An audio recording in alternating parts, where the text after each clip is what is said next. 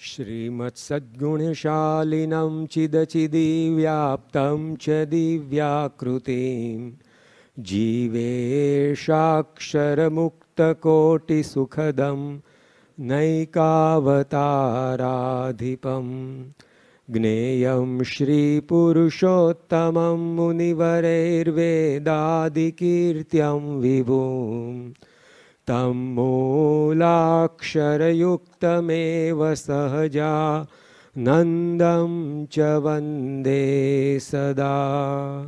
शोभो साधुगुणे सदा सरळने जगते अनासक्त छो। शास्त्री जीवळि योगी जी उभयनी कृपातणु पात्र छो। धारी धर्मधुरा समुद्र सरखा गंभीर ज्ञाने ज छो। नारायण स्वरूप दास गुणिने स्नेहे जवंदु अहो। श्री स्वामीनारायण भगवाननी जय। अक्षर पुरुषोत्तम महाराजनी जय। गुणातीतानंद स्वामी महाराजनी जय। भगत जी महाराजनी जय। शास्त्री जी महाराजनी जय।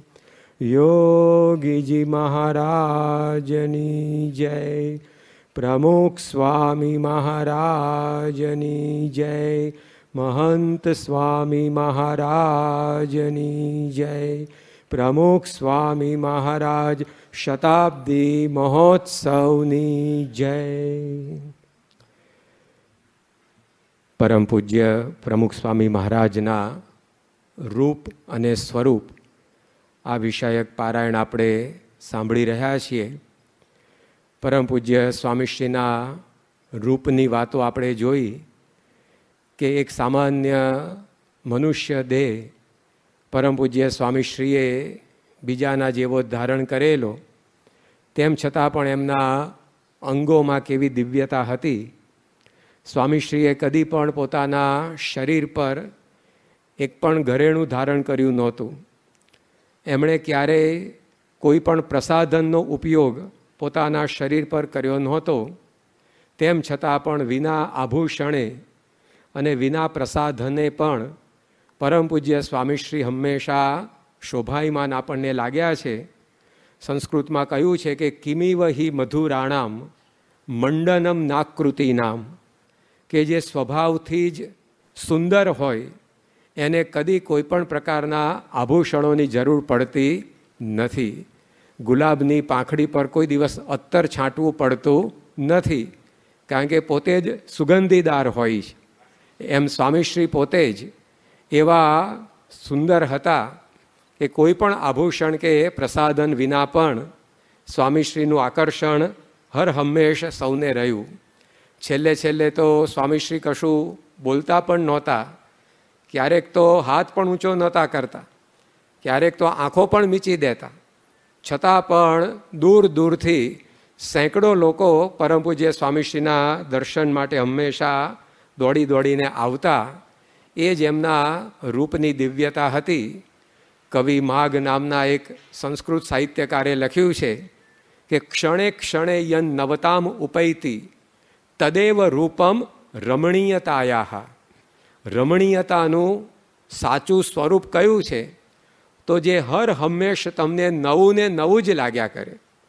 जे कायम आपणने नवुं ने नवुं ज लागे तो समजવું કે ખરેખર રમણીય છે। तो परम पूज्य स्वामीश्रीना दर्शन करता आपने कदी पण धरव थयो ज नथी अने छेक छेल्ला दिवस सुधी ये हमेशा आपने दर्शनीय ज लाग्या छे, कारण के एमना रूपनी अंदर एवी अनेरी दिव्यता हती। स्वामी बापानुं स्वरूप पण ए ज प्रकारे अनेकने पोताना तरफ खेंचनारुं हतुं। एनी पण गईकालथी आपणे वातो शरू करेली અને એમાં પરમ પૂજ્ય સ્વામીશ્રી એ સાધુ સ્વરૂપ હતા। એ સંતના સ્વરૂપે આપણી સમક્ષ વિચરતા હતા, એની કેવી વિશેષતાઓ હતી એ વિશે આપણે ગઈકાલે ઘણા બધા પ્રસંગો સાંભળ્યા. જે કોઈ પણ સ્વામીશ્રી પાસે આવતું એને બીજી તો કદાચ કોઈ સમજ પડે કે ન પડે, પણ સ્વામીશ્રીની સાધુતા હંમેશા સ્પર્શી જતી. સંસ્કૃતના એક સુભાષિતમાં લખ્યું છે કે નહીં કસ્તુરી કામોદહ શપથે ન વિભાવ્યતે. અત્તરની દુકાન પર કદી બોર્ડ લગાવવાની જરૂર પડે નહીં.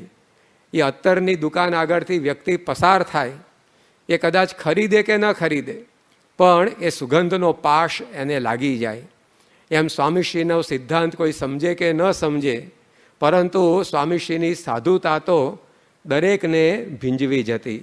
જે કોઈ પણ એમના સંપર્કમાં આવ્યા, નાના મોટા ભણેલા અભણ, ગામડાના, શહેરના, દેશના, પરદેશના, કોઈ પણ ધર્મ જ્ઞાતિ જાતિના, પણ પ્રમુખ સ્વામી જેવા કોઈ સંત નહીં, એ ઉદ્ગારો હંમેશા દરેકના મુખમાંથી નીકળતા. તારીખ 15મી એપ્રિલ 2004ના દિવસે સ્વામી બાપા દિલ્હીમાં બિરાજમાન હતા, અને એ વખતે એક અમેરિકન અધિકારી કોન્સ્યુલેટ ઓફિસના એ ત્યાં આગળ દર્શનાર્થે સંતો સાથે આવેલા, અને એ અમેરિકન અધિકારીએ સ્વામીશ્રીના સાનિધ્યમાં જે કંઈ થોડી ઘણી મિનિટો વિતાવી, ત્યારબાદ સ્વામીશ્રીની મુલાકાત પછી વિદાય લેતા એમણે વાત કરી સંતોને કે સ્વામીશ્રીના સાનિધ્યમાં 2-3 વિશેષતાઓ મને ખાસ સ્પર્શી ગઈ છે, એની હું તમને વાત કરવા માગું છું. અને એમ કહીને પહેલી વાત એમણે રજૂ કરી કે પ્રમુખ સ્વામી મહારાજને કદી પણ પોતાની મહત્તા બહાર લાવવાની ભાવના નથી, કદી પણ પોતાનો પ્રભાવ બીજા ઉપર પાડવાની ભાવના નથી, એવું મને લાગે છે. આ વસ્તુને એમના સાનિધ્યમાં મને અનુભવ થયો છે. આજકાલ ધાર્મિક નેતાઓ બીજા પોતાને કેવી રીતે જુએ છે એની ચિંતામાં રહેતા જણાય છે, પરંતુ સ્વામીશ્રીના જીવનમાં આવી કોઈ જ વ્યક્તિગત કામના મને જોવા મળી નથી. બીજી વાત એમણે પોતે કહી કે સ્વામીશ્રી ઘણા બધા દેશોમાં અનેકવાર ગયા છે, મેં વાર્તાલાપમાં સાંભળ્યું.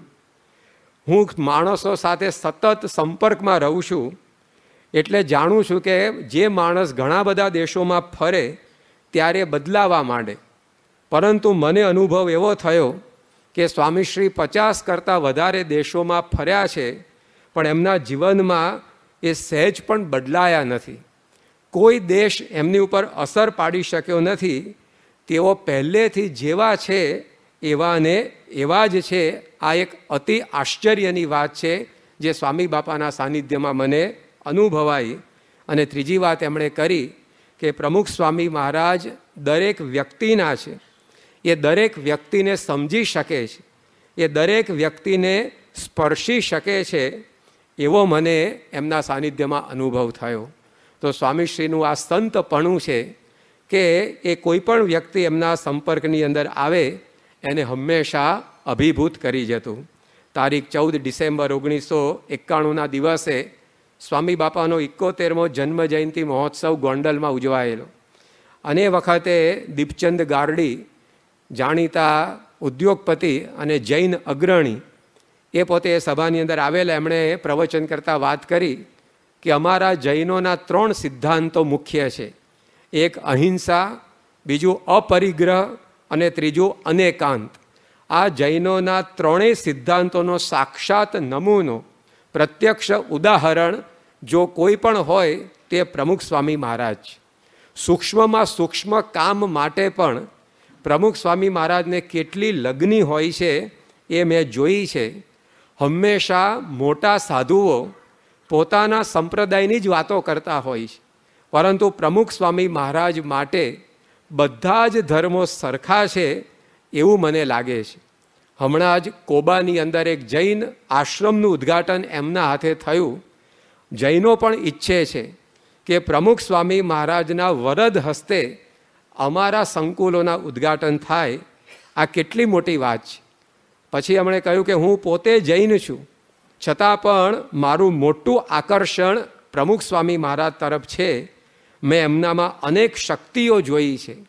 એવું કયું ક્ષેત્ર છે જેમાં પ્રમુખ સ્વામી મહારાજે યોગદાન ન આપ્યું હોય?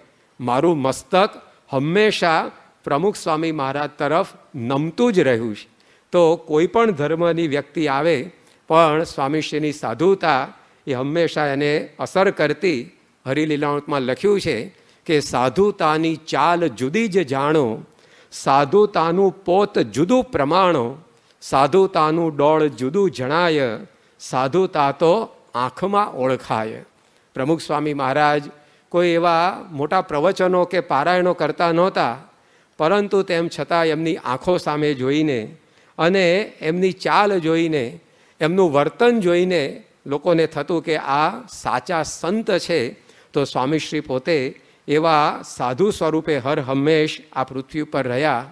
કેટલાય લોકોને પોતાના ગુરુઓના દર્શનની ઝાંખી એ સ્વામી બાપાની અંદર અનેકવાર થઈ, કારણ કે સાધુના તમામ લક્ષણો એમણે જીવંત કરી બતાવ્યા. સ્વામીશ્રી પરદેશ યાત્રામાં 1984માં પધારેલા ત્યારે અગ્નિદેવ નામના એક વૈષ્ણવ સંપ્રદાયના અનુયાયી સાધુ એ સ્વામી બાપાની પ્રાતઃ પૂજામાં સળંગ 5 દિવસ માટે આવ્યા. એટલે એ પોતે અન્ય સંપ્રદાયના, વળી પાછા એની અંદર આવી રીતે ત્યાગાશ્રમ સ્વીકારેલો, અને તેમ છતાં એ સ્વામીશ્રી માટે આવું આકર્ષણ. એટલે પછી એમને જ્યારે પૂછ્યું કે તમે સતત 5-5 દિવસ સુધી પ્રમુખ સ્વામી મહારાજની પૂજાના દર્શન કરવા માટે આવો છો, તો શું એવું તમને લાગે છે આકર્ષણ?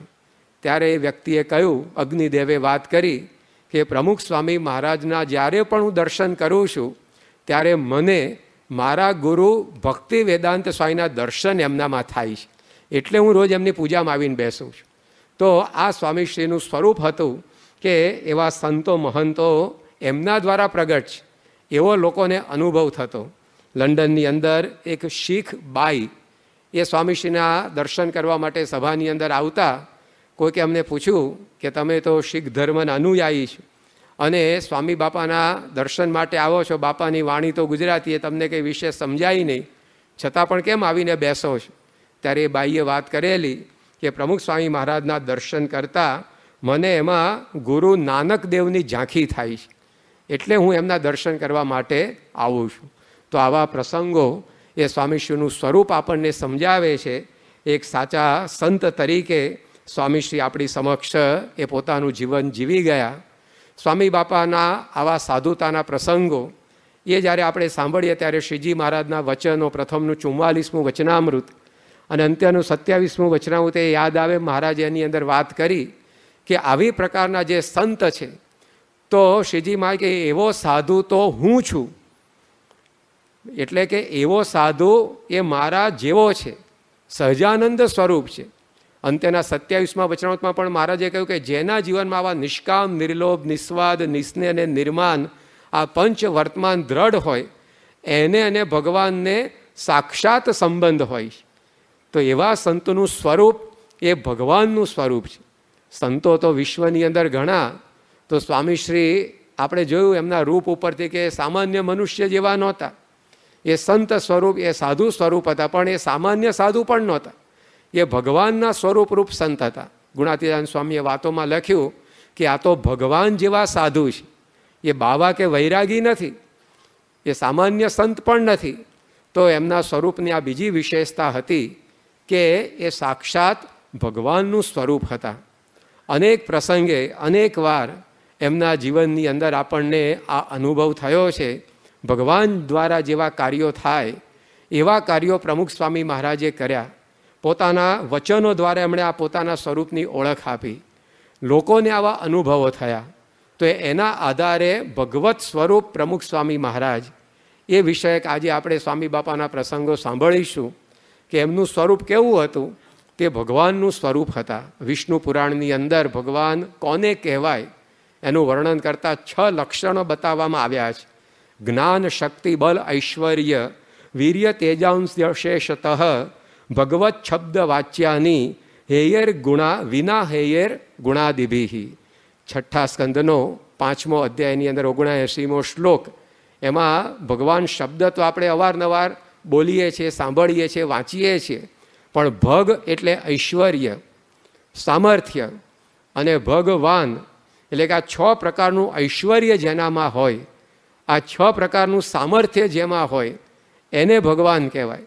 તો એની અંદર એ 6 પ્રકારના સામર્થ્ય ઐશ્વર્યની અંદર વાત કરી. પહેલું તો જ્ઞાન, કે એની અંદર જ્ઞાનરૂપી ઐશ્વર્ય હોય. જ્ઞાન એટલે શું? તો જ્ઞાનમ નામ સર્વ સાક્ષાત્કારત્વમ, કે બધું જ હસતા મલકવત જોઈ શકે. હથેળીમાં પાણીનું ટીપું હોય અને આપણે જેટલી સાહજિકતાથી જોઈ શકીએ એ રીતે અનંત કોટી બ્રહ્માંડના અનંત કોટી જીવોની ક્રિયાને, એ ભૂતકાળની હોય, વર્તમાન કાળની હોય કે ભવિષ્યકાળની, પણ એને પ્રત્યક્ષ જોતા એમ જોઈ શકે, એનું નામ જ્ઞાન છે. જ્ઞાન એટલે પોપટિયું જ્ઞાન નહીં, કે પછી આ લૌકિક જ્ઞાનની વાત નથી, પણ સર્વ સાક્ષાત્કારત્વ, બધાને પોતે હસતા મલકવત જાણે. તો સ્વામીશ્રીના જીવનની અંદર પણ એ ઐશ્વર્ય આપણને અનેકવાર જોવા મળ્યું. બીજું વાત કરી કે શક્તિર નામ અઘટિત ઘટના સામર્થ્ય. શક્તિરૂપી ઐશ્વર્ય ભગવાનમાં હોય. તો એ શક્તિ એટલે શું? તો કોકને મળીને હાડકાં ભાંગી નાખવા એ શક્તિ નથી, પણ શક્તિ એટલે અઘટિત ઘટના સામર્થ્ય, જે બની ન શકે એવું હોય એને શક્ય કરે, અશક્યને શક્ય કરી શકે, એનું નામ શક્તિ છે. ત્રીજું સામર્થ્ય બતાવ્યું બળ. તો બળ એટલે શું? તો બલમ નામ સર્વધારણ સામર્થ્ય, બધાને ધારણ કરી રાખે, બધાનો આધાર બનીને જે રહે, બધાને ટકાવી રાખે, એનું નામ બળ છે. આ ઐશ્વર્ય ભગવાનમાં હોય. ત્રીજી વાત કરી ઐશ્વર્યમ નામ સર્વ નિયમન સામર્થ્ય, બધાનું નિયમન કરવા રૂપી સામર્થ્ય એને કહેવાય ઐશ્વર્ય. દરેક વ્યક્તિને પોતાના નિયંત્રણમાં રાખી શકે, કોઈ એમની આજ્ઞા ઉથાપી ન શકે, એનું નામ ઐશ્વર્ય એ ભગવાનની અંદર હોય. પછી અવિકારિત્વમ, કે કદી કોઈ પણ રીતે વિકારને પામે નહીં, વિકૃતિ એનામાં ના આવે.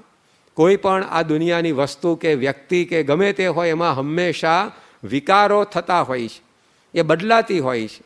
આ માઇક કાલે હતો એવું આજે નથી, કંઈક વિકાર એની અંદર પ્રવેશી ગયો હશે.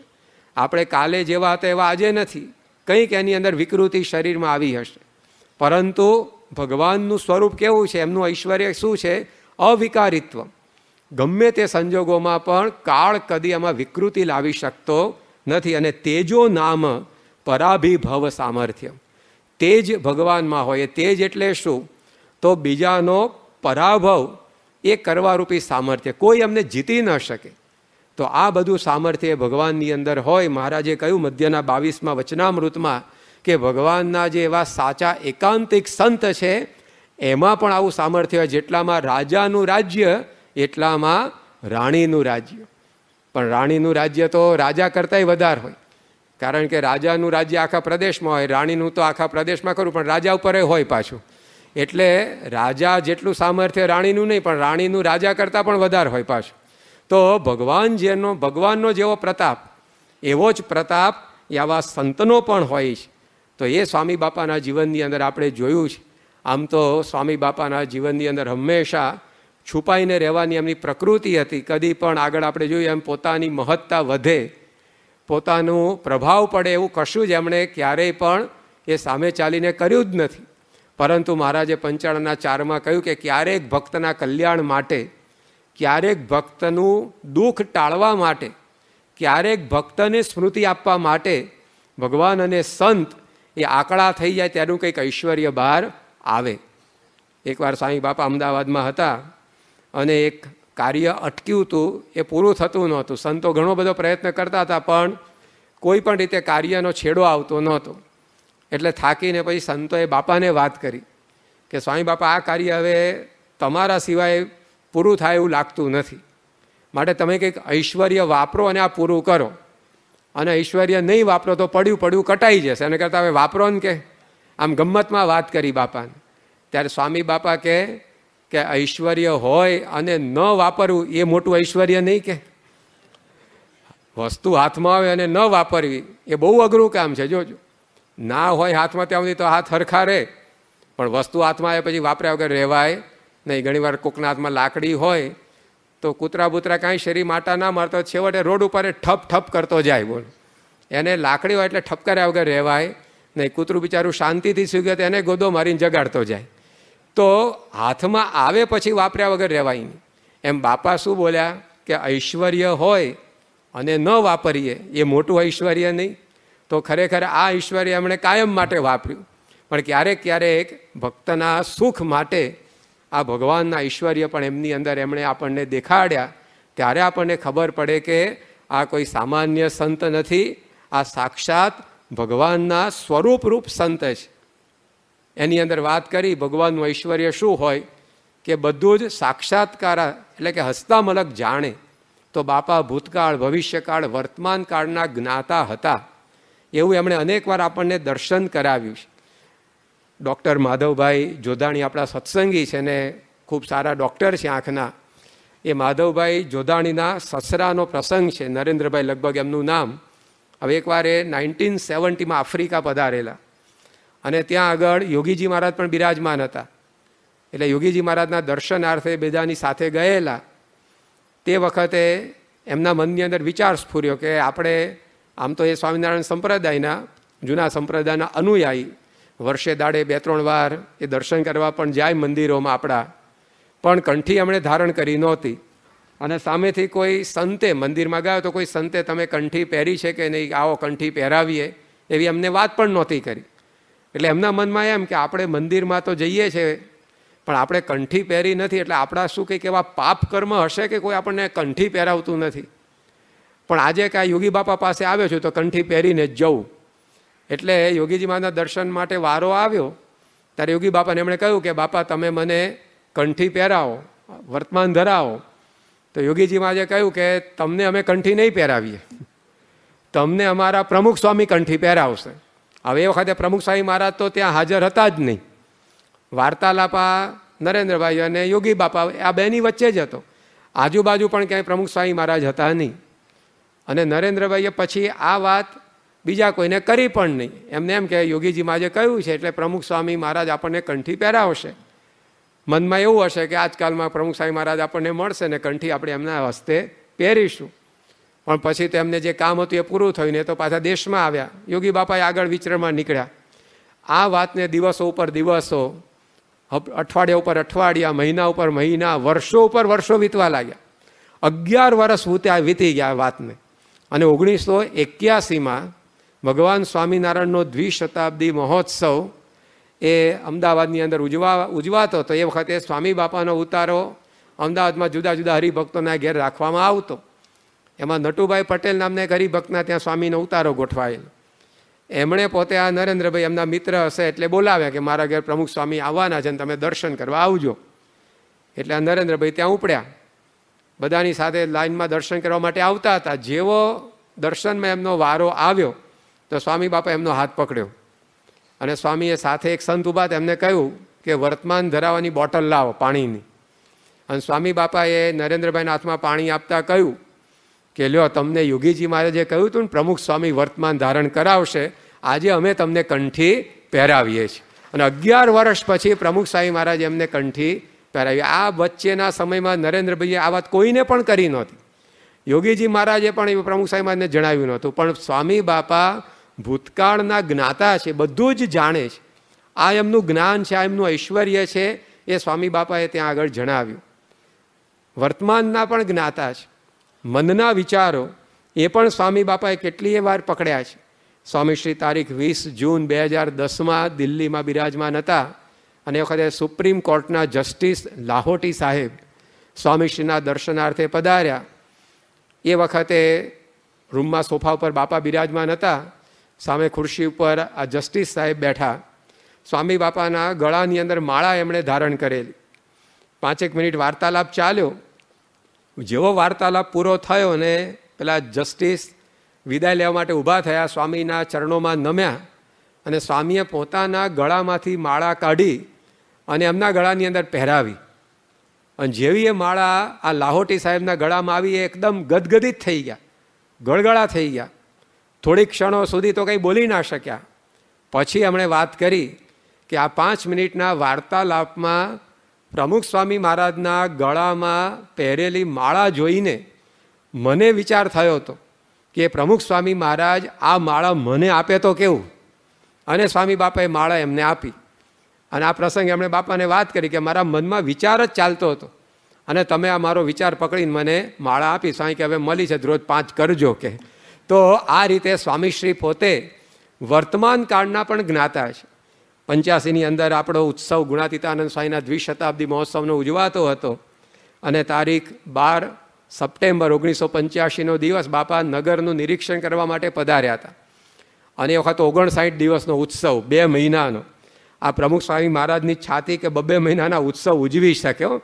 બીજાને તો સંકલ્પે ના થાય કે 2 મહિના સુધી લાખો માણસ આવે અને રમાડવા જમાડવા ઉતારા આપવા એની વ્યવસ્થા કરવી. ગાંડો થઈ જાય માણસ. ઘેર લગ્ન હોય, જો 50 મહેમાન વાત કરે કે 2 દાડા વધારે રોકાવું છે તો આપણે બીપી હાઈ થઈ જાય કે આ 50 જણની વ્યવસ્થા કેમ નહીં કરશું. તો લાખો માણસો રોજ આવે અને 59 દિવસ સુધી બધાની વ્યવસ્થાઓ કરવાની. અને આ ઉત્સવની તૈયારી તો પાછી 2-3 મહિના પહેલાંથી ચાલુ થાય. એટલે એની અંદર ઘણા બધા સ્વયંસેવકોની પણ જરૂર પડે. સ્વયંસેવકોની સંખ્યા હજારોની અંદર હોય. હવે બધા સ્વયંસેવકો માટે બધી પ્રકારની ફેસિલિટી પણ ઊભી કરવી પડે. એના માટે ત્યાં આગળ વાળંદની પણ વ્યવસ્થા કરવી પડે, દરજીની પણ વ્યવસ્થા કરવી પડે, ઇસ્ત્રીવાળાની પણ વ્યવસ્થા કરવી પડે. કારણ કે 5-5 મહિના, 4-4 મહિના, 2-2 મહિના સુધી સ્વયંસેવકો રોકાવાના હોય તો વાળ કાપવા માટે બહાર ક્યાં જાય, કપડાં સીવડાવવા માટે બહાર ક્યાં જાય. એટલે બધું જ આખું ત્યાં આગળ ટોટલ ફેસિલિટી બધી ઊભી કરવામાં આવેલી. અને સ્વામી બાપાએ સ્વયંસેવક નગરની મુલાકાતે નીકળ્યા તો ત્યાં આગળ એક વાળંદોનો બધો વિભાગ હતો. કારણ કે બધા આવા હજારો સ્વયંસેવકો બધાને વાળ વગેરે કાપવા તે બધું. એટલે વાળંદ હરિભક્તો પણ સેવામાં આવીને ત્યાં બેઠા હતા. અને એમાં એક શંકર નામનો વાળંદ હતો. એને બીડી પીવાની ટેવ. આમ સત્સંગી, પણ ઘણીવાર શું વ્યસને સત્સંગી થઈ જતું હોય પાછું. એટલે સત્સંગી તો સત્સંગમાં આવે પણ વ્યસને સત્સંગમાં ભેગું એનું આવે. એટલે બધા આજુબાજુને એના સ્વયંસેવકો કહે કે તું હવે સેવા કરવા આવ્યો છું, મહિનાની રજા લઈને આવ્યો છું, તો આ ઉત્સવમાં આવ્યો તો આ બીડી મૂક ને. પેલો કે તમે ખોટી ટકટક ના કરો, કે પ્રમુખ સ્વામી મહારાજ મને કહેશે ને તારું છોડી દઈશ બસ. કે પેલો કહેવાય પ્રમુખ સ્વામી મહારાજ તને ક્યાં આટલા લાખો માણસના સમય એમ કહેવા આવવાના. બાપા કથામાં નથી કહેતા કે આપણે આ કરવું જોઈએ. તો સમજી જવાનું, તેજીને ટકોરો, ગધેડાને ડફણા હોય, બધું સમજાય પણ પેલો માને નહીં કે તમે ખોટી માથાકૂટ ના કરો. બાપા કહેશે એ દાડો હું મૂકીશ. અને સ્વામી બાપા એ વખતે આ ઉત્સવની અંદર નિરીક્ષણ કરવા પધારેલા અને બરાબર આ વાળંદ વિભાગ આગળથી પસાર થતા હતા અને બધા વાળંદ ભાઈઓ હાથ જોડીને બેઠા હતા. અને સ્વામી બાપાએ ચાલતા ચાલતા શંકરને ઊભો કરીને બોલે કે અહીંયા આવ કે. અને પેલો સામે ગયો, એને એમ કે આ તો આશીર્વાદ આપશે. પગમાં જેવો પડ્યો બાપાએ ટપલી મારી કે હવે બીડી મૂકી દેજે કે. એમ કરીને સ્વામી એના મનની વાત જાણી અને એનું વ્યસન ત્યાં મુકાવ્યું. તો આપણા મનના જે બધા વિચારો છે એને પણ સ્વામી જાણતા હતા, ભૂતકાળનું જાણતા હતા, ભવિષ્યના પણ વેચતા હતા. ભવિષ્ય કાળની અંદર પણ આપણું શું થવાનું છે એ બધું જ એમની નજરની અંદર રહેતું. એવું ભગવાનનું અલૌકિક ઐશ્વર્ય એમના દ્વારા વહેતું હતું. એકવાર મિડલ ઇસ્ટની અંદર રહેતા એક હરિભક્તે સ્વામી બાપાને પત્ર લખેલો. એની અંદર એમના પુત્રની વિગત જણાવેલી. એ જે યુવક હતા એમના લગ્ન સ્વામી બાપાની ભલામણથી જ આપણા ઉત્સવની અંદર થયેલા, બાપાની ઈચ્છા અને આશીર્વાદથી જે પરદેશ ગયેલા, બાપાના આશીર્વાદથી જ એમના ત્યાં સંતાનનો જન્મ થયો. પણ સંતાનનો જન્મ થઈને એને બિચારાને શું બીમારી લાગુ પડી તો એને લાઈફ સપોર્ટ સિસ્ટમ ઉપર મૂકવો પડ્યો અને એને વેન્ટિલેટર ઉપર રાખવો પડ્યો. એટલે એણે પછી બાપાને પત્ર દ્વારા જણાવ્યું, ફોન કર્યો કે સ્વામી બાપા મારે આ રીતે આ પ્રકારની મુશ્કેલી થઈ છે અને આ દીકરો છે એ જન્મ્યો તો ખરો આપના આશીર્વાદથી, પણ હજી પુત્ર જન્મનો આનંદ હું માણું એ પહેલાં તો પરિસ્થિતિ આવી ઊભી થઈ છે. ત્યારે બાપાએ આશીર્વાદ આપતા વાત કરી કે તમારા દીકરાને 2 દિવસમાં સારું થઈ જશે અને આ લાઈફ સપોર્ટ સિસ્ટમ, આ જીવન આધાર યંત્ર છે કાઢી નાખવાનું થશે. બાપા કે આવો શબ્દ બોલ્યા નહોતા, જીવન બાપા મશીન કાઢી નાખવાનું થશે અને પછી બાપા કે એ થોડાક મહિના જીવશે ને પછી ધામમાં જશે કે. એટલે પેલાને તો એકદમ આશ્ચર્ય થયું કે આશીર્વાદ આપ્યા કે બરાબર કે સાજો થઈ જશે ને પછી ધામમાં જશે, આવું કેમ? પછી સ્વામી બાપાએ સ્પષ્ટતા કરી. સ્વામી બાપા કે એ મુક્ત જીવ છે, એને કોઈ સત્સંગીના ઘેર જન્મ જોઈતો હતો, હવે એ અક્ષરધામની અંદર જશે. એટલે કે મુક્તિ પામવા માટે સત્સંગીના ઘેર આવેલો. હવે તમારા ઘેર એનો જન્મ થયો, થોડુંક એનું કામ અધૂરું હતું, એટલે 2-5 મહિનામાં ધામમાં જશે. અને ખરેખર એવું બન્યું. 2 દિવસમાં એને સારું થયું, પેલું મશીન કાઢી લેવું પડ્યું, એ 2-5 મહિના રહ્યો અને પછી ધામમાં ચાલ્યો ગયો. તો આપણું શું થવાનું છે ભવિષ્યમાં, શું આપણું થયું છે, શું આપણું થઈ રહ્યું છે, બધું જ સ્વામી બાપાની નજરમાં હતું. આવું ભગવાનનું અલૌકિક ઐશ્વર્ય એ હર હંમેશ એ સ્વામી પોતે ધારણ કરતા વિચર્યા છે. તે ભગવત સ્વરૂપ સંત હતા, એ ભગવાનનું સ્વરૂપ હતા. બીજી વાત આ શાસ્ત્રની અંદર લખી કે ભગવાનનું ઐશ્વર્ય કેવું છે. મહારાજે પણ વચનામૃતમાં લખ્યું કે ગમે ત્યાં પ્રગટ થઈને દર્શન આપીને પોતાના ભક્તના ભાવ પૂરા કરે. મહારાજે પ્રથમના 63માં વચનામૃતમાં લખ્યું કે તળાવમાં કોઈ ડબકી ખાય તે તળાવના કિનારે પણ નીકળે, તળાવની વચ્ચે પણ નીકળે, એ ગમે ત્યાં બહાર નીકળે તળાવમાંથી. એમ ભગવાનની અંદર પણ ગમે ત્યારે ગમે ત્યાં પ્રગટ થવાનું ઐશ્વર્ય હોય છે. અને શ્રીજી મહારાજે પોતે અનેકવાર બતાવ્યું પણ છે પોતાના જીવનની અંદર. અને એ જ સ્વામી બાપાની અંદર પણ આપણને પ્રસંગોપાત દેખાયું છે. પ્રમુખ સ્વામી મહારાજ પહેલાં જ્યારે પધરામણીઓ પુષ્કળ કરતા તે વખતે એકવાર વિચરણ કરતાં કરતાં વલાસણ ગામની અંદર પધારેલા. એ વખતે વિદ્યાનગરના નટુભાઈ કરીને હરિભક્ત એ પણ પોતાની ગાડી લઈને સાથે સેવામાં હતા. અને વલાસણની અંદર બાપા પધાર્યા. સ્વામી બાપાનું ભવ્ય સ્વાગત થયું. નગરયાત્રા નીકળી, પધરામણીઓ થઈ, સભા થઈ. એ બધો કાર્યક્રમ પૂરો કરી અને પછી આ નટુભાઈ રાત્રે 9-10 વાગે પોતાનું ઘર નજીકમાં જ વિદ્યાનગરમાં એટલે ત્યાં પહોંચ્યા. જેવા એ પોતે ઘેર ગયા તેના પત્ની તરત કહેવા લાગે કે તમે ક્યાં ફરવા જતા રહો છો, કે આપણા ઘેર 7 વાગે બાપા એને તમે ગયા અહીંયા હતા નહીં. એટલે કે ગાંડી થામાં કે બાપાને ભેગો જતો ને બાપા પાસેથી જ હું આવું છું, કે સ્વામી અહીંયા ક્યાંથી આવે? સ્વામી તો વલાસણમાં હતા સાંજે 7 વાગે. અરે કે શું વલાસણમાં હોય? અહીંયા આપણા ઘેર સ્વામીએ પધરામણી કરી અને સ્વામી બાપા પોતે એમની સાથે પૂજ્ય વિવેક સાગર સ્વામી, પૂજ્ય આચાર્ય સ્વામી બે હતા. એટલે ઘણીવાર એ ગમતમાં કહે છે કે અમારા ડબલ સ્વરૂપ થયેલા બાપા જોડે. તો આ રીતે સ્વામી બાપાએ ભક્તનો ભાવ પૂરો કરવા માટે પોતે આ બાજુ વલાસણમાં અહીંયા વિદ્યાનગરમાં પધરામણી કરી. તો આ રીતે ભગવાનની જેમ જ બાપાની રીત એ ઐશ્વર્ય બધું એમના જીવનમાં દેખાય. સાધુ જીવન સ્વામી એમનો પ્રસંગ ઘણીવાર કહેતા હોય કે તારીખ 30/11/1971 દિવસે માક્ષર સુદ 14 હતી. એ દિવસે બોરિયા ગામ છે કરમસદની બાજુમાં, ત્યાં આગળ પ્રતિષ્ઠા હતી. હવે એમને અત્યંત ઈચ્છા કે હું પ્રતિષ્ઠામાં જઉં. પ્રતિષ્ઠામાં જવાનો ઉમંગ એટલા માટે કે સુદ 14 એટલે સુદ 13 પછીનો દિવસ, એટલે કે તાજું મુંડન થયું હોય બાપાનું તો એ દર્શન આપણને થાય. એટલે કે આપણે 14ના દિવસે આ બોરિયાની પ્રતિષ્ઠામાં જવું.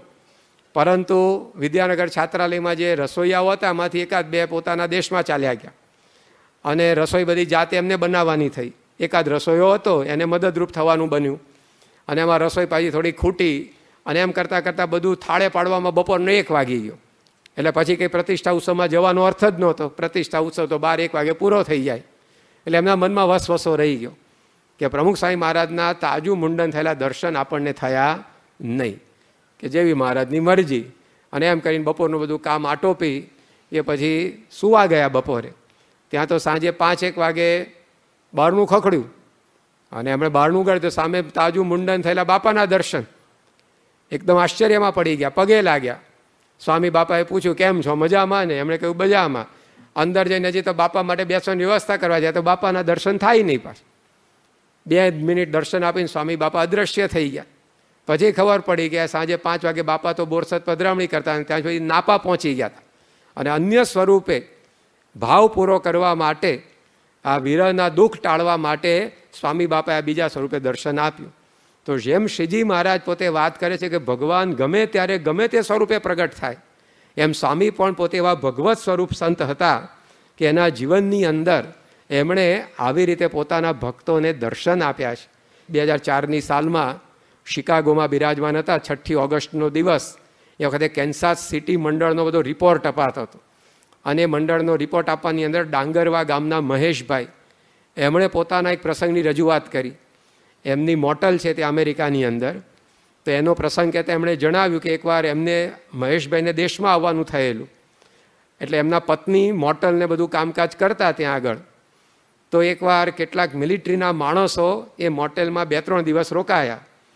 બીજા દિવસે એટલે કે નીકળવાના દિવસે વહેલું સવારે લગભગ 4-1 વાગ્યા માણસોને વિદાય લેવાની હતી. એટલે આગલા દિવસની રાત્રે એ અધિકારીઓએ આ મહેશભાઈના પત્નીને કહ્યું કે આવતીકાલે વહેલી સવારે 4 વાગે અમે અહીંયાથી નીકળી જવાના છીએ. એટલે જે કંઈ અમારે હિસાબ કિતાબ ચૂકતે કરવાનો હોય તો તમે અમને અત્યારે એ રકમ જણાવી દો તો અત્યારે અમે ચૂકવી દઈએ. કારણ કે સવારે 4 વાગે કોઈ જાગતું હોય ના જાગતું હોય, રિસેપ્શનિસ્ટ હોય ના હોય. ત્યારે પેલા મહેશભાઈના પત્નીએ કહ્યું કે તમે ચિંતા ના કરો, 24 કલાક અહીંયા મોટેલમાં જ હોઉં છું. એટલે સવારે 4 વાગે પણ તમારે આ બિલ ચૂકવીને જવાનું હોય તો અહીંયા અમારી ઓફિસ ખુલ્લી જ હશે, તમે આવી શકો છો. ત્યારે પેલા મિલિટરીના અધિકારીઓ બોલ્યા કે તમે તો 24 કલાક અહીંયા હાજર હો કે ના હો એમને કંઈ ખબર નહોતી, પણ તમારી મોટેલની અંદર તમારો આ સિક્યોરિટી ગાર્ડ 24 કલાક હાજર ને હાજર હોય છે. એમના પત્ની ચમક્યા કે અમે કંઈ સિક્યોરિટી ગાર્ડે કંઈ રાખ્યો નથી, કારણ કે ત્યાં રાખવો પોસાય નહીં, પાછું ત્યાં એવું બધું એનું ભાડું એના પેલા પગાર ચૂકવવા તે બધું મોંઘું પડે. એટલે પહેલાં અમને આશ્ચર્ય થયું કે આ કયા સિક્યોરિટી ગાર્ડની વાત કરતા હશે. પછી વાતચીત કરતાં એમણે ફોડ પડ્યો કે પ્રમુખ સ્વામી મહારાજની પોતે વાત કરતા હતા કે સ્વામી બાપા 2-3 દિવસ સુધી ત્યાં ને ત્યાં હાજર હોય એવો અનુભવ એ પેલા મિલિટરીના અધિકારીઓને થયો. જ્યારે ફોટો બતાવ્યો ત્યારે ખબર પડી. તો આવા તો સેંકડો પ્રસંગો એ સ્વામીના જીવનમાં બન્યા છે કે ભગવાનનું ઐશ્વર્ય એમના દ્વારા હર હંમેશ એ વહેતું હતું. મહારાજે વાત કરી, અહીંયા શાસ્ત્રોમાં લખ્યું કે સર્વ ધારણ સામર્થ્યમ, ભગવાન છે બધું જ ધારણ કરે છે. સૂર્ય, ચંદ્ર, તારા, નક્ષત્ર, પ્રકૃતિ બધું જ એના પ્રશાસનની અંદર છે. એની મરજી વગર કશું જ આ પૃથ્વી ઉપર સંભવિત થતું નથી. તો એનો એક અનુભવ ભાવનગરના પૂર્વ મેયર રમણીકભાઈ પંડ્યા, એમણે તારીખ 17/5/2006ના દિવસે ભાવનગર મંદિરની પ્રતિષ્ઠા થઈ એના 2 દિવસ પહેલાં સભાની અંદર આવ્યા ત્યારે એમણે જણાવેલું. એ વખતે યોગી બાપાનો એક પ્રસંગ સ્ટેજ ઉપર ભજવાયો. એની અંદર યોગી બાપાના આશીર્વાદથી વરસાદ પડવાનો નહોતો ને ભાવનગરમાં વરસાદ પડ્યો ને બોર તળાવ ભરાઈ ગયું. આખી રજૂઆત થઈ. એ રજૂઆત પૂરી થઈ એટલે આ રમણીકભાઈ પંડ્યા ઊભા થયા અને એમણે સ્ટેજ ઉપર પ્રવચન કરતાં કહ્યું કે હમણાં યોગીજી મહારાજનો જેવો પ્રસંગ આપણે જોયો એવો જ પ્રસંગ મને પ્રમુખ સ્વામી મહારાજે અનુભવ કરાવ્યો છે કે એકવાર જ્યારે અહીંયા અમારા ભાવનગરની અંદર વરસાદ પડ્યો નહોતો ત્યારે હું પ્રમુખ સ્વામી મહારાજને મળવા ગોંડલ ગયો હતો અને અક્ષરદેરીમાં પ્રમુખ સ્વામી મહારાજ બિરાજમાન હતા અને મેં વાત કરી કે સ્વામીજી આ વર્ષે જો વરસાદ નહીં પડે ને બોર તળાવ ભાવનગરનું નહીં ભરાય તો આખી ભાવનગરની જનતા તરસે મરશે, માટે તમે દયા કરો ને વરસાદ પડે એવું કરો. સ્વામી બાપાએ કહ્યું કે આ સાક્ષાત સ્થાન છે, અમે ભગવાનને પ્રાર્થના કરશું અને તમારું વિઘ્ન દૂર થશે. અને અમે ભાવનગર આવ્યા અને 18 ઇંચ વરસાદ ખાબક્યો અને 18 ફૂટ તળાવ એ ભરાઈ ગયું અને આખું વર્ષ અમારે શાંતિથી પસાર થઈ ગયું. આ કે મારી નજરે જોયેલી અને અનુભવેલી વાત છે. તો સ્વામી બાપા એ પ્રકૃતિ ઉપર પણ એવું નિયંત્રણ ધરાવે છે. આ એમની સામર્થ્ય અને ઐશ્વર્ય હતું. તો આ ભગવત સ્વરૂપ સંત એ સ્વામીશ્રી હતા, એ કોઈ સામાન્ય સાધુ નહોતા, પરંતુ એમની અંદર રહીને સાક્ષાત શ્રીજી મહારાજ પોતે એ કાર્ય કરતા હતા. 1990માં સ્વામીશ્રી લંડન પધારેલા, ઓક્ટોબર મહિનો હતો અને એ વખતે ત્યાં આગાહી થઈ કે ભયંકર વાવાઝોડું એ લંડન શહેર ઉપર ત્રાટકવાનું છે અને બધા લોકો ગભરાઈ ગયા. સરકારે પણ તકેદારીના પગલાં લેવા માંડ્યા. જાહેરાતો થવા માંડી કે કોઈ આ દિવસે બહાર નીકળવું નહીં અને આ પ્રકારની વ્યવસ્થાઓ બધી કરવી. અને ત્યાંની આગાહીઓ ઘણી બધી સચોટ હોય છે.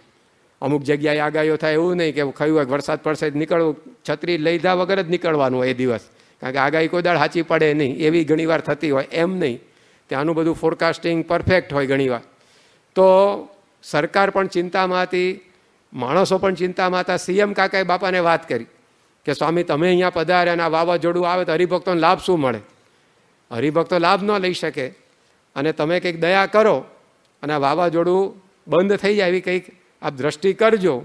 સ્વામી કે બરાબર છે આપણી વાત, આપણે આ હરિભક્તો બધા પૈસાઓ બચાવીને સેવા કરે અને આ વાયરો તાણી જાય એ યોગ્ય કહેવાય નહીં. માટે ચાલો આપણે મહારાજને પ્રાર્થના કરીએ કે વાવાઝોડું જાય દરિયામાં, કે લંડન ઉપર આવે નહીં. અને બાપાના સંકલ્પે એ વાવાઝોડાની દિશા બદલાઈ અને આખું લંડન શહેર એ આબાદ બચી ગયું અને દરિયા ઉપરથી એ વાવાઝોડું પસાર થઈ ગયું. તો આવા અઢળક પ્રસંગો એ આપણે સ્વામી બાપાના જીવનમાં જોયા છે.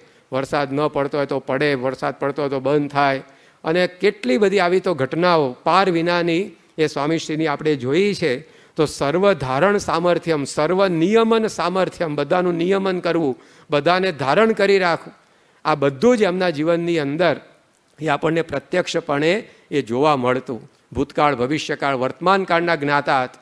અહીંયા દિલીપભાઈ બેઠા છે સામે, એમણે પોતે એકવાર બોચાસણમાં બાપા આગળ વાત કરેલી કે સ્વામી બાપા હું અમેરિકામાં રહું છું ને એવો વિસ્તાર છે ને કે બધા ધોળે દાડે લૂંટી લે અને એ વખતે કોક આવીને મને મારી નાખીને ફેંકી દે ને તમે તો ઇન્ડિયામાં તમને ખબર કેવી રીતે પડે, અંતકાળે લેવા આવવાની તો વાત જ કેવી રીતે રહે. તાર બાપા જમતા જમતા હાથ લાંબો કરીને બોલ્યા હતા કે હથેળીમાં માણસ જળનું ટીપું જુએ ને એમ અહીંયા બેઠા બેઠા તને ત્યાં જોઈએ છે કે ચિંતા એવી કોઈ કરવી નહીં. તો પ્રમુખ સ્વામી મહારાજ એ આવા ઐશ્વર્યવાન હતા. એ શ્રીજી મહારાજ જ એમાં રહીને કામ કરતા હતા. તો આવી એમની અદ્ભુત સામર્થ્ય હતી. પ્રથમના 27મા વચનામૃતમાં કહ્યું કે આવા ભગવાન જેવા સંત એનું સામર્થ્ય કેવું હોય તો અનંત જીવોને એ આંખોમાં જોવાની શક્તિ આપે, પગમાં ચાલવાની શક્તિ આપે, એવું એમનું સામર્થ્ય હોય છે. તો પ્રમુખ સ્વામી મહારાજે આવા પણ કેટલા અનુભવો આપણને કરાવ્યા. દારે સલામની અંદર મેમણ જમાતના આગેવાન રહેમતુલ્લાહ એ 2004માં બાપાને મળવા માટે આવેલા. અને એ વખતે એમની પાસે આંખો નહોતી, દ્રષ્ટિ નહોતી, અંધ હતા. અને એમને લઈ આવનાર હરિભક્તે વાત કરી કે બાપા આ પોતે મેમણ જમાતના ચેરમેન છે, અંધ છે, આપ દ્રષ્ટિ કરો, આશીર્વાદ આપો તો એમને કંઈક સારું થાય. બાપાએ સ્વાભાવિક પોતાની પ્રકૃતિ પ્રમાણે આંખે હાથ અડાડ્યો. કોઈ પણ અંગની બીમારીની વાત કરીએ તો બાપાની આવી એક સાહજિક પ્રકૃતિ હતી. હાથને બીમારી બાપા હાથ ઉપર હાથ ફેરવે, કંઈકને પગમાં વાગ્યો તો પગ ઉપર હાથ ફેરવે, કંઈક માથા ઉપર હોય તો માથા ઉપર હાથ ફેરવે. તો આ રીતે જે તે અંગ બીમાર હોય તો ત્યાં બાપા પોતાનો સ્પર્શ કરતા. તો પેલા અમને વાત કરી કે આ દેખતા નથી, આપ દયા કરો તો એમને દ્રષ્ટિ મળે. એટલે બાપાએ સ્વાભાવિક રીતે એમની આંખો પર હાથ અડાડ્યો અને પછી પ્રસાદીનું પાણી આપ્યું કે આ પાણી રોજ આંખે અડાડજો, મહારાજ દ્રષ્ટિ કરશે. 2004ની અંદર આ પ્રસંગ બન્યો. અને 24મી મે 2007ના દિવસે બાપા પાછા જ્યારે ગયા આફ્રિકા ત્યારે રહેમતુલ્લાહ બાપાને મળવા આવ્યા. એ વખતે આભાર માનવા આવ્યા હતા. આભાર શેના માટે કે 3 વર્ષ પહેલાં બાપા એમની આંખે હાથ અડાડ્યો હતો અને પાણી આપ્યું હતું. એના પ્રતાપે એમને 3 વર્ષ દરમિયાન સંપૂર્ણ દ્રષ્ટિ પ્રાપ્ત થઈ ગઈ. અને આભાર માનવા માટે આવ્યા કે બાપા આજે હું દેખતો આવ્યો છું તમારી પાસે અને તમારો ખૂબ ખૂબ આભાર. તો અનંત જીવોના નેત્રમાં પ્રકાશ કરવાને પણ એ સમર્થ હતા. આ એમની સામર્થ્ય હતી. જુનાગઢની અંદર એક યુવક રહે છે, આપણા મંદિરની અંદર અત્યારે સેવા કરે છે. એણે પ્રમુખ સ્વામી મહારાજને 2005ની અંદર એક પત્ર લખીને આપેલું. એ પત્રની અંદર એણે લખેલું કે તમારા ચરણોની અંદર કોટી કોટી વંદન સાથે મારે જણાવવાનું કે તમારી કૃપાથી મારા માતુશ્રી આજે સંપૂર્ણપણે ચાલતા થયા છે. એમને 10 વર્ષ પહેલાં પેરેલિસિસનો એટેક આવ્યો હતો. છેલ્લા 8 વર્ષથી એ પથારીવશ હતા. 8 વર્ષથી સંપૂર્ણપણે પથારીને એમનું જીવન પસાર થયેલું. પણ હું જુનાગઢ મંદિરમાં દર્શન કરવા આવ્યો, તમે અંતર્યામીપણે મને ગુલાબનું પુષ્પ આપ્યું. એ ગુલાબના પુષ્પનું જળ મેં મારી માતુશ્રીના પગે, જ્યાં આગળ પેરેલિસિસનો એટેક આવ્યો તો ત્યાં અડાડવાનું શરૂ કર્યું. ધીરે ધીરે એમને સારું થયું. આજે 99% ફરક પડી ગયો છે. આજે હું મારી માતાને સ્કૂટર ઉપર બેસાડીને આપના દર્શન કરવા માટે લાવ્યો છું. અને તમારી કૃપાથી આજે મારી માતાને સારું થયું છે. તો મને અમદાવાદની અંદર ઊંચા પગારની અને ટોટલ ફેસિલિટીવાળી બધી જ સાનુકૂળતાળી નોકરી મળે છે. તેમ છતાં મારે નોકરી કરવી નથી. મારે આજીવન તમારા મંદિરમાં સેવા કરવી છે. તો તમે મને તમારી સેવામાં સ્વીકારજો. આ પત્ર એણે બાપાને આપ્યો અને આજે પણ એ મંદિરની અંદર સેવા કરે છે. તો અનંત જીવોના પગમાં ચાલવાની શક્તિ એને આપવાનું સામર્થ્ય એ સ્વામી બાપાના જીવનની અંદર હતું. તો આવા પ્રસંગો એ સ્વામીશ્રીના જીવનમાં આપણે ઘણા જોયા છે. એની ઉપરથી આપણને ખ્યાલ આવે કે સાક્ષાત ભગવાનનું સ્વરૂપ હતા. આવું બધું ઘણું એમના દ્વારા કાર્ય થતું છતાં એ તો હંમેશા એ કોઈ દિવસ એ પરચાઓને કે ઐશ્વર્યને પ્રધાન તેમણે આપી જ નથી. ન થવાનું એ શક્ય બને. આગળ વાત કરીએ અઘટિત ઘટના સામર્થ્ય. આપણા સોલિસિટર જનરલ કેનેડાના બોબ કપલાન એણે 17મી જુલાઈ 2007ના દિવસે કેનેડામાં બાપાને વાત કરેલી કે તમારા વચનોમાં કેટલો પ્રતાપ હોય છે. અઘટિત ઘટના સામર્થ્ય. અશક્ય એ શક્ય બને. તો 84ની સાલમાં કેનેડાની અંદર ચૂંટણી થયેલી. એમાં ટ્રુડો એ વડાપ્રધાન પદની રેસમાં હતા. અને હરિભક્તો ભગવાનજીભાઈ માંડવિયા વગેરે બાપાને કહ્યું હશે કે બાપા તમે આશીર્વાદ આપજો કે આ ટ્રુડો સાહેબ વડાપ્રધાન બને. હવે બાપાનો જ્યારે પત્ર આવ્યો ને આશીર્વાદનો, બાપાએ લખ્યું હતું કે ટ્રુડો સાહેબ વડાપ્રધાન બનશે ને આશીર્વાદ છે. તે વખતે ચૂંટણી પૂરી થઈ ગઈ હતી, પરિણામ જાહેર થઈ ગયું હતું અને ટ્રુડો સાહેબ હારી ગયા હતા. એટલે હરિભક્તોને થયું કે આ પત્ર આ ટ્રુડોને આપવો કેમ નો આપણે, કારણ કે આમાં જે લખ્યું છે એ પ્રમાણે તો થયું નથી. બાપાએ લખ્યું છે કે ટ્રુડો સાહેબ વડાપ્રધાન બનશે. અહીંયા તો ચૂંટણી પૂરી થઈ ગઈ, પરિણામે આવી ગયું અને ટ્રુડો હારી ગયા છે. હવે આ પત્ર આપવાનો કોઈ અર્થ જ નથી. તેમ છતાં બોબ કપલાનને પત્ર આપ્યો કે બાપાનો પ્રાસાદિક પત્ર છે તો બોબ કપલાન એમને પહોંચાડે. એટલે બોબ કપલાને ટ્રુડોને આપ્યો આ પત્ર. તો પેલા વાંચીને હસવા લાગ્યા કે હવે આમાં લખ્યું છે કે ટ્રુડો વડાપ્રધાન બનશે, પણ હવે વાત બધી પૂરી થઈ ગઈ છે, હવે આ શક્ય જ બનવાનું નથી. પરંતુ 6 મહિનાની અંદર ચક્ર એવું ફર્યું કે જે સરકાર પોતે પદ ઉપર બેઠી હતી એ લઘુમતીમાં મુકાઈ, એ સરકાર ઉથલી ગઈ અને 6 જ મહિનામાં ટ્રુડો વડાપ્રધાન બન્યા પોતે. અને એ પ્રસંગ આ બોબ કપલાને પ્રમુખ સ્વામી મહારાજને ત્યાં આગળ કહ્યું. તો આ સ્વામી બાપાના જીવનની અંદર અનેક પ્રસંગે લોકોએ અનુભવ્યું છે, તેમ છતાંય સ્વામી બાપાએ કદી એને પ્રધાનતા આપી નથી. એ તો હર હંમેશ મહારાજની ઈચ્છા અને ગુરુ શાસ્ત્રી મહારાજ યોગી બાપા કાર્ય કરે છે એવું જ બોલતા રહ્યા છે. પણ આપણને એની ઉપરથી સમજવા મળે કે આપણને મળેલું આ સ્વરૂપ એ કોઈ સામાન્ય નથી, એ સાક્ષાત ભગવાનનું સ્વરૂપ છે, એ કોઈ સામાન્ય સંત નથી. આ ભગવાન જેવા સાધુ જ બાપાએ પોતે ઘણીવાર પોતાના શબ્દો દ્વારા પણ આ ફોડ આપણને પાડીને સમજાવ્યો. આપ્ત વાક્યમ પ્રમાણમ, એના શબ્દોથી મોટું કોઈ પ્રમાણ નહીં. આવા પ્રસંગો તો ઘણીવાર બને ને ન પણ બને. ઘણીવાર આવા બધા પ્રસંગો આપણે સાંભળીએ ત્યારે આપણને વિચાર શું આવે કે મારું આપણા જીવનમાં આવું કંઈક બાપા કરી નાખે તો સારું, કે આપણે 2 પાંદડે થઈ જઈએ આ છે. પણ ઘણીવાર એમણે રોકી જ રાખ્યું હોય.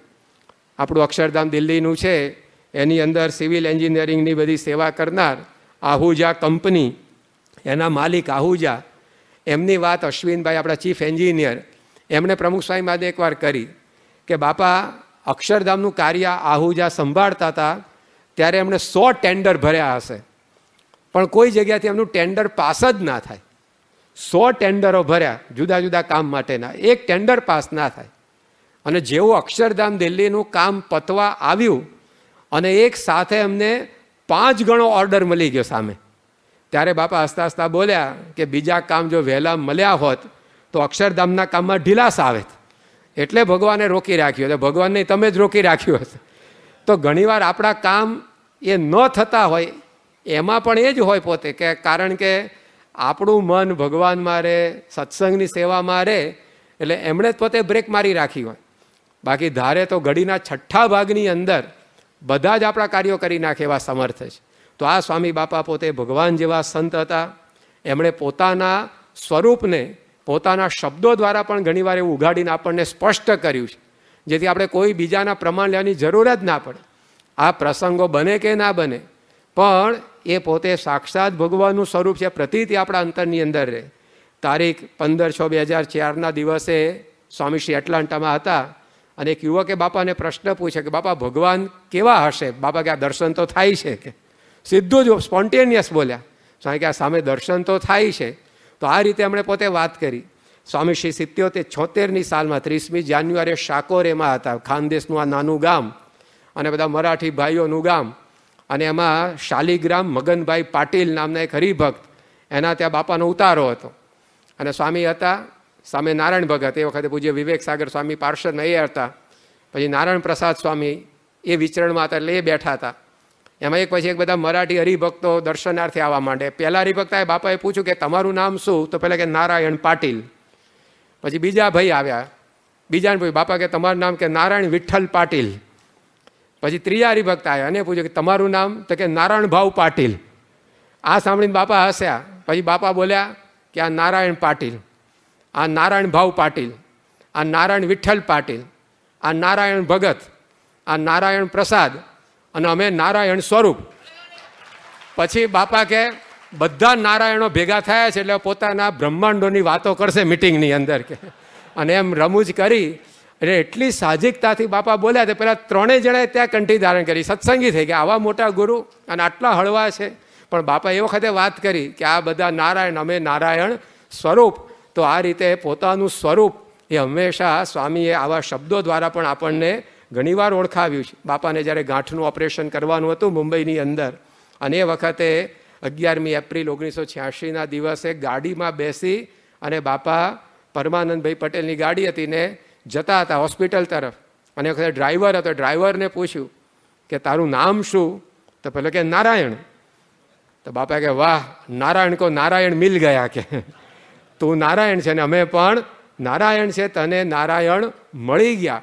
તો આવી રીતે પોતાના શબ્દોથી પોતાના સ્વરૂપની ઓળખાણ એ સ્વામીશ્રીએ ઘણીવાર આપણને આપી છે. અહીં સારંગપુરમાં હિંચકા ઉપર બાપા બિરાજમાન હતા અને એ વખતે કથામાં નિરૂપણ એટલે વાતોચીતોમાં વાતની અંદર સ્વામી બોલ્યા કે પાછળ ચક્ર ફરતું હોય તો જ થોડા ભગવાન, આ સાધુમાં પણ ભગવાન રહ્યા છે એમ સ્પષ્ટ સ્વામીએ પોતે ત્યાં આગળ વાત કરેલી. બોસ્ટનની અંદર એક બાળકે બાપાને પૂછ્યું કે બાપા તમે ભગવાન સાથે વાત કરી છે? બાપા કે રોજ થાય છે, કે રોજ ડેઇલી અમે વાત કરી છે, પોતે જ એનું સ્વરૂપ છે, પછી કેવી રીતે ન શક્ય બને? હનકોપ એકવાર આપણા હોલેન્ડના હરિભક્ત એ ગોંડલની અંદર આવ્યા હતા. શાસ્ત્રીજી મહારાજની રૂમમાં બાપા પ્રદક્ષિણા કરતા હતા અને હનકોપે સ્વામી બાપાને વાત કરી કે આપનામાં ભગવાન અખંડ રહ્યા છે. તો બાપાએ માથું લઈને ના પાડી. એટલે પહેલાંને આશ્ચર્ય થયું કે ના કેમ પાડે છે? ફરી બોલ્યો એ કે બાપા આપનામાં ભગવાન અખંડ રહ્યા છે. બાપા કે ના. એટલે પછી બાપાએ સુધાર્યું. બાજુમાં એક યુવક ઊભા હતા, એને બાપાએ કહ્યું, બાપા કે એને કહો કે અમારામાં ભગવાન સમ્યક રહ્યા છે. અખંડ તો આપણા બધામાં રહ્યા છે, એ જતા રહેતા આપણે ઠપ થઈ જઈએ. ભગવાન તો કણ કણમાં અખંડ જ રહ્યા છે ને, એ વિશેષતા નથી. સમ્યક એટલે રોમે રોમની અંદર, અંગો અંગની અંદર ભગવાન રહ્યા છે, એ બાપાએ સ્પષ્ટતા કરી. અખંડ ભગવાન તો દરેકની અંદર રહ્યા છે, એ મોટી વાત નથી, પણ સમ્યક રીતે રોમે રોમની અંદર, આંખોમાં આંખ ભગવાનની, કાનમાં કાન ભગવાનના, મુખમાં મુખ ભગવાનનું, પગમાં પગ ભગવાનના, એ રીતે બાપાએ ત્યાં આગળ સુધારો કરાવ્યો. તો આટલી સ્પષ્ટતાથી સ્વામીએ હંમેશા આપણને આ બધું સમજાવ્યું છે. 1982માં 1982માં બાપા ઓદરકા ગામની અંદર પધારેલા. ત્યાં આગળ રાપસંગ બાપુ હતા.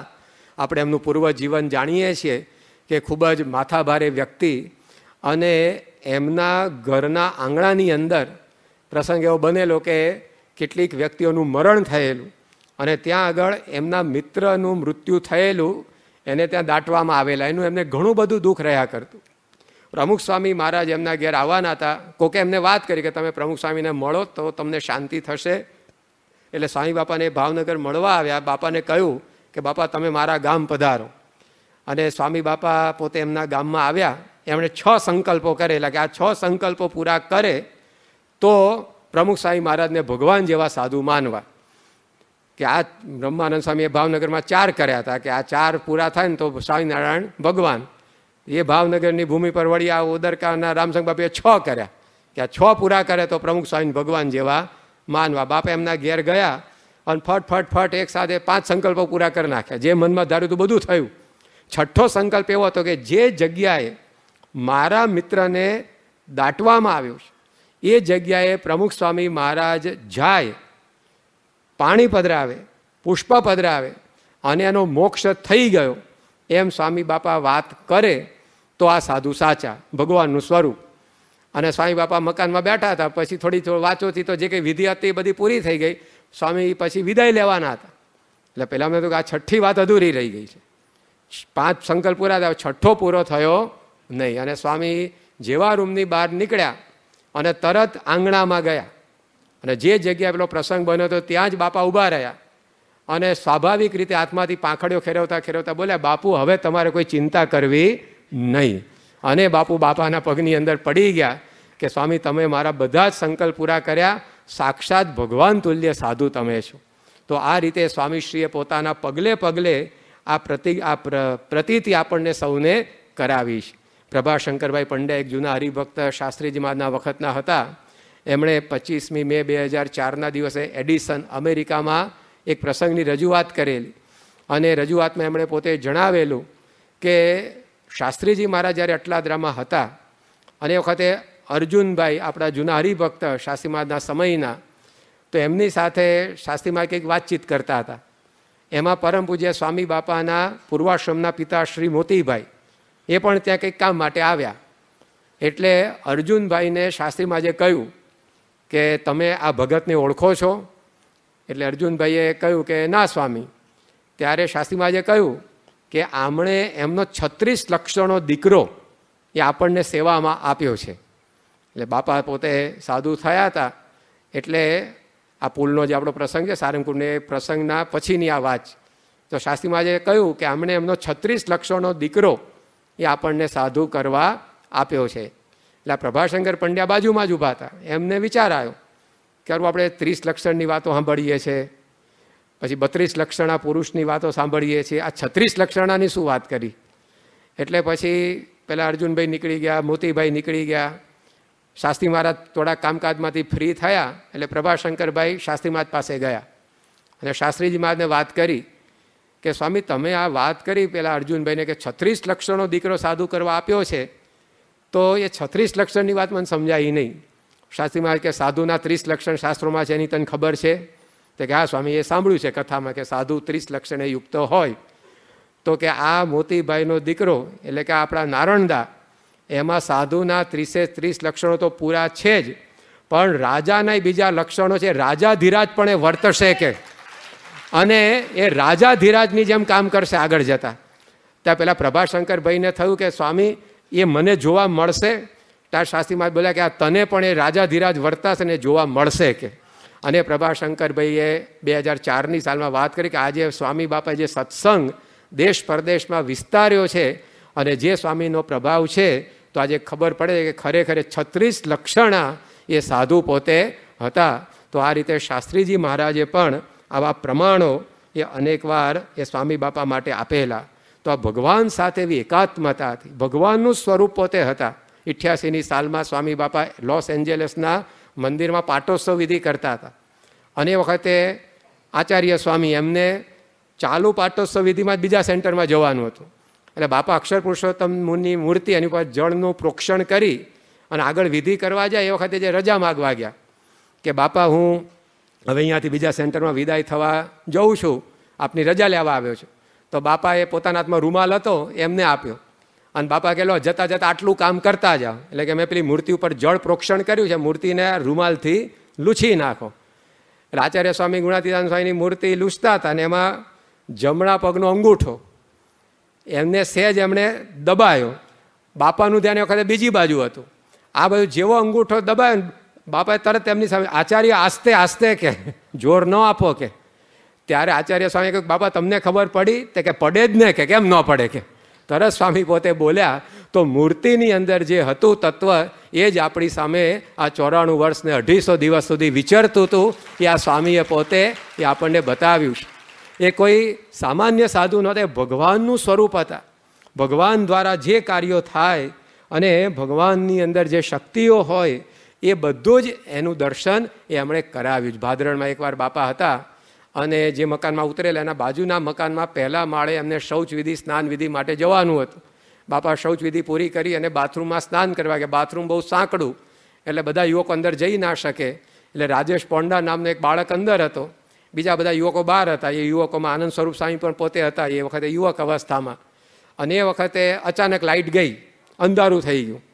પછી થોડી વારમાં પાછી લાઇટ આવી એટલે બાપા બોલ્યા, સ્વામી કે આ પાવર ધુવારણનો તો આવે ને જાય કે, પણ અહીંયા શ્રીજી મહારાજનો પાવર છે કોઈ દાડ ઓછો થાય નહીં. એમ સ્વામીએ પોતાની વાત કરી કે આ ભગવાનનો પાવર, ભગવાનની શક્તિ એ એમનામાં રહીને કાર્ય કરે છે. તો જેના દ્વારા ભગવાન પ્રગટ હોય એવા એ પોતે સંત હતા. તારીખ 28મી જુલાઈ 2009ના દિવસે સ્વામી શ્રી બોચાસણમાં દર્શન કરી સભા મંડપમાં પધાર્યા. ત્યાં બદલપુરના હરિભાઈ સામે ઊભા હતા અને એકદમ સ્વામી સાથે હળી મળી ગયેલા ભક્તરાજ. એટલે બાપાને કહ્યું, બાપા ઊભા રહો, એક રહસ્યની વાત પૂછવી છે. બાપા કે પૂછો, શું કહેવું છે? તો કે ગુણાતીતાનંદ સ્વામીએ વાતોમાં એવું લખ્યું છે કે શ્રીજી મહારાજ અંતર્ધાન થઈ ગયા, હવે સાધુ રૂપે 10-20 પેઢી આ સત્સંગની અંદર રહેશે. તો જે સાધુ દ્વારા શ્રીજી મહારાજ આ પૃથ્વી ઉપર રહેતા હોય એ સાધુ તમે ખરા કે નહીં? બાપા કે હા, અમે ખરા કે સાધુ કે. તરત સ્વામી સ્પોન્ટેનિયસલી કોઈ વિચાર વગર એમના મુખમાંથી આ શબ્દો બધા નીકળતા. તો આ રીતે એમનું સ્વરૂપ એ સાક્ષાત ભગવાનનું હતું, અક્ષરધામનું હતું. એ એમણે પોતે સમજાવ્યું. 2004માં ઓર્લાન્ડોની અંદર સ્વામી હતા, ભોજન અંગીકાર કરતા હતા, સામે સંતો બેઠા હતા અને સંતો બધા પ્રાસાદિક સ્થાનો જોઈને આવ્યા હતા અને બધા રિપોર્ટ આપતા હતા કે અમે આ રીતે જોયું, આ દર્શન કર્યા વગેરે. તેની બધી વાતો થતી હતી. બધું સાંભળ્યા પછી બાપા બોલ્યા કે બધું આપણે આ બધું જોઈ લીધું, હવે કાંઈ જોવાનું રહ્યું નહીં, હવે એક અક્ષરધામ જોવાનું બાકી રહ્યું. આ વાત બાપાએ કરી. ત્યાં અક્ષરનયન સ્વામી સામે બેઠા હતા. તો એમણે વાત કરી કે અક્ષરધામે બાપા અમારે હવે જોવાનું રહ્યું નથી, કારણ કે અમારી સામે જ બેઠું છે. બાપા કે બરાબર, કે સારી વાત કરી કે. તો આ રીતે અક્ષરધામ કે જેમાં મહારાજ બેઠા હોય એ સાક્ષાત પોતે હતા. આ રીતે પોતાના શબ્દો દ્વારા પણ સ્વામીશ્રીએ પોતે આપણને અનેક પ્રસંગોએ આ ખાતરીઓ કરાવી છે. તો આવું એમનું સ્વરૂપ હતું અને જે એમની પાસે આવતા એને પણ આ એક અનુભૂતિ હર હંમેશ થતી કે આ સંતમાં ભગવાન બિરાજમાન છે. કોઈ પણ વ્યક્તિ હોય, 2007માં એટલાન્ટામાં પ્રતિષ્ઠા થઈ પછી એક ખ્રિસ્તી પાદરી ત્યાં દર્શન કરવા માટે આવ્યા હતા. બધું જોઈને છેલ્લે બાપાને મળ્યા ત્યારે એમણે વાત કરી કે તમારું આ મંદિર મને ભગવાનનું ઘર હોય એવું લાગ્યું, તમારા ભક્તો મને ભગવાનના સંતાનો હોય એવા લાગ્યા, અને અત્યારે હું તમારા દર્શન કરું છું તો તમે સાક્ષાત ભગવાનનું સ્વરૂપ હોવ એવા મને અનુભવ થાય છે. તો આ સ્વામીશ્રીની એક પ્રતિભા હતી કે એમના પાસે આવતા જ ભગવાન પ્રગટ છે એવો અનુભવ દરેકને થતો. તારીખ 17/9/2006ના દિવસે સ્વામીશ્રી મુંબઈમાં હતા. પૂનામાં આપણું મંદિર અત્યારે તૈયાર થઈ રહ્યું છે, એની જમીન અંગેની મિટિંગ એ સ્વામીશ્રી કરી રહેલા, અને એ વખતે એક આ બાબતના જાણીતા પારસી વકીલ સિદ્ધવા સાહેબ એ મિટિંગમાં ઉપસ્થિત હતા. લગભગ અડધો 1 કલાક મિટિંગ ચાલી હશે. બહાર નીકળ્યા ત્યારે એમણે આપણા સત્સંગી સોલિસિટર સંદીપ મહેતા એને વાત કરી કે સંદીપ, તારા બાપુજી રજનીભાઈ મહેતા મને અવારનવાર કહેતા કે મારા ગુરુમાં ભગવાન બિરાજે છે, તમે દર્શન કરવા આવો. પણ હું ના પાડતો, મને વિશ્વાસ જ નહોતો કે કોઈ વ્યક્તિમાં ભગવાન હોય. એટલે કોઈ દિવસ તારા બાપના કહેવાથી હું દર્શન કરવા માટે અહીંયા આવ્યો નહોતો. પણ આજે આ કામકાજ માટે મારે પ્રમુખ સ્વામીને મળવાનું થયું. અડધો કલાક હું એમની સાથે બેઠો. મને તારા બાપુજીની વાત સાચી લાગે છે, ખરેખર આ પ્રમુખ સ્વામી મહારાજમાં ભગવાન છે. તો આ એને અનુભવ સ્વામી બાપાની ઉપસ્થિતિની અંદર થયો. તો આવા નામાંકિત માણસો, એક સીકે ઠક્કર સુપ્રીમ કોર્ટના 2005ની સાલ સુધીમાં એકમાત્ર ગુજરાતી જસ્ટિસ હતા. એ સીકે ઠક્કર દિલ્હીમાં સ્વામીના દર્શન કરવા આવ્યા. હજી તો ગાડી કેમ્પસમાં પ્રવેશી ત્યાં ટાઈ ને કોટ ને બધું કાઢવા માંડ્યા. સંતોએ કહ્યું કે આ બધું કેમ તમે કાઢો છો? તો કે આવા મોટા સંતના દર્શને જઈએ ત્યારે પ્રોટોકોલ મૂકીને જવાનું હોય, આ ટાઈ પહેરીને કોટ પહેરીને જવાય નહીં, કે નમ્રતાપૂર્વક દર્શન કરવા જોઈએ. એટલે બધી ટાઈ કાઢી નાખી, વકીલનો કોટ કાઢી નાખ્યો, બાપા પાસે પહોંચ્યા. પછી સ્વામી બાપાને એમણે વાત કરી પોતાના અનુભવની, અને એમાં એમણે જણાવ્યું કે સ્વામીને પહેલાં અમદાવાદમાં પણ મળેલા, અને એ વખતે ગુજરાતના ચીફ જસ્ટિસ હતા ગોપાલ કૃષ્ણન. એમણે આ સીકે ઠક્કરને કહ્યું કે તમે જજ બનો, પણ એમણે ના પાડી હતી કે ના, મારે જજ બનવું નથી. પછી બાપાના દર્શન કરવા એ જજ સીકે ઠક્કર આવ્યા હતા. બાપાએ કહ્યું કે તમને પ્રમોશન મળશે, તમે જાઓ આગળ. પછી એમણે બધું પ્રમોશન સ્વીકાર્યું, મુંબઈના ચીફ જસ્ટિસ થયા, પછી સુપ્રીમ કોર્ટના જસ્ટિસ થયા. આ બધી પૂર્વ ભૂમિકા એમની હતી બાપા સાથેની. પણ દિલ્હીમાં આવીને એમણે સ્વામીને વાત કરી કે તમે ભગવાન જેવા સાધુ છો, એનો મને જે અનુભવ થયો છે હું તમને કંઈ કહું. અને પછી સ્વામીને વાત કરી કે જ્યારે ગાંધીનગરના અક્ષરધામ ઉપર હુમલો થયો ત્યારે હું મુંબઈમાં હતો, અને અમે લાઈવ ટેલિકાસ્ટે જોતા હતા. અને એ વખતે મારા વકીલ મિત્રો પણ મારી આજુબાજુ બેઠા હતા. હું ગુજરાતનો છું એટલે હું પ્રમુખ સ્વામી મહારાજના સંપર્કમાં હોઈશ એવી ભાવનાથી બધા વકીલો મને કહેવા લાગ્યા કે આ પ્રસંગે પ્રમુખ સ્વામી મહારાજે આમ પગલું ભરવું જોઈએ, આ પગલું ભરવું જોઈએ, તે પગલું ભરવું જોઈએ. એટલામાં તો તમે શાંતિ જાળવવાની અપીલ કરતી, એટલામાં તો તમારે કોઈ પગલાં ભરવા નથી, બધા શાંતિ જાળવે અપીલ કરવામાં આવી. અને એ સાંભળીને, એ જોઈને મને તમારા વિશે પહેલાં માન હતું, પછી પૂજ્યભાવ હતો, પણ આ જે પ્રસંગ બન્યો અને એમાં તમે જે ક્ષમા રાખી એ જોઈને મને થઈ ગયું કે તમે ભગવાનની હદે આવો એ કક્ષાના સત્પુરુષ છો. અને હવે મને પૂજ્યભાવ નહીં, મને આદર ભાવ નહીં, પણ તમારા વિશે ભગવાનપણાનો ભાવ થઈ ગયો છે. તમે ભગવાનની આભા તમારા મુખારવિંદની આજુબાજુ મને ફરતી દેખાઈશ. તો આવા નામાંકિત વકીલો, એને પણ સ્વામીના એક એક ચરિત્રમાં ભગવાન જેવા સંત છે એવા અનુભવો થતા. કોઈ કલાકાર સ્વામી પાસે આવે તો એને પણ આ અનુભવ સ્વામી પાસે થતો. મુંબઈની અંદર મનહર ઉદાસ કરીને બહુ જાણીતા સુગમ સંગીતના ગાયક એ પોતે આવેલા, અને એમણે સ્વામી આગળ પોતે ભજનો પણ ગાયા.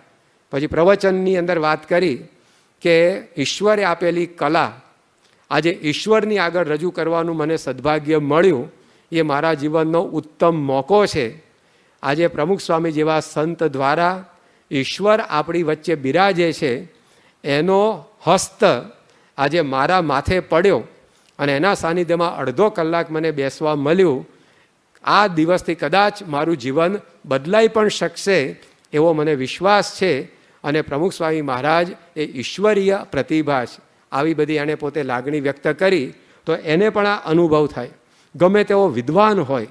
એકવાર સ્વામીશ્રી નાગપુરમાં હતા અને શ્રીકાંત જીચકર નામની વ્યક્તિ સ્વામીને મળવા આવી. 20 ડિગ્રી એની પાસે હતી અને આ 20 ડિગ્રીઓ કેવી? ઉત્તર દક્ષિણ પૂર્વ પશ્ચિમ જેવી.